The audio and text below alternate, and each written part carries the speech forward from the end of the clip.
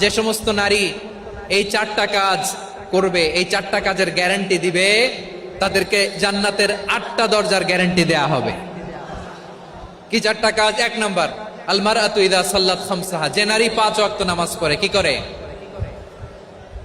জেলা স্টেডিয়ামে অবস্থানরত আমার নারীরা, বোনেরা, বিশ্বনবী আপনাদেরকে 4টা কাজের কথা বলেছেন, খুব বেশি না।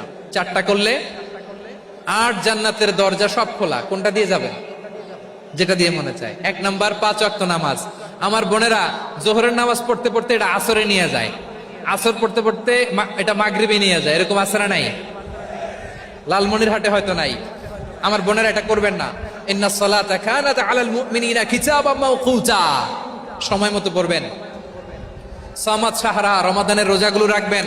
হাফিজাত ফুরুজাহা, যে নারী তার চরিত্রকে হেফাজত করে, তার প্রাইভেট হেফাজত করে, তার লজ্জাস্থান হেফাজত করে। ও মায়েরা, আপনার এই গর্ভ যে কত দামি আপনি জানেন না। আপনার এই গর্ভ থেকে জন্মাবে আগামীর সালাহুদ্দিন আল আইয়ুবী।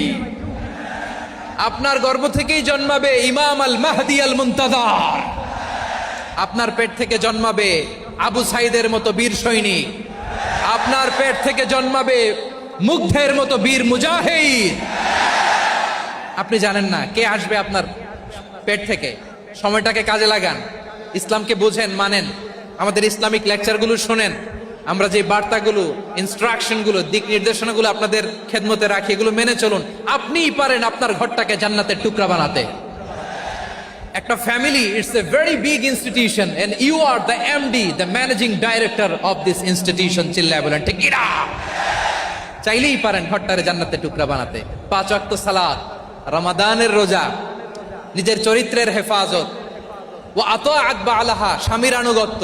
এটাতে অনেকে ভুল করে থাকে। হায় রে আমার বোনেরা, স্বামীর আনুগত্যকে এটা নিজের অপমান মনে করবেন না। আপনার স্বামী আপনার সবচেয়ে বড় গার্ডিয়ান, তিনি আপনার সবচেয়ে ভালো চায়। নারী কখনো গার্ডিয়ানশিপের বাইরে থাকতে পারে না।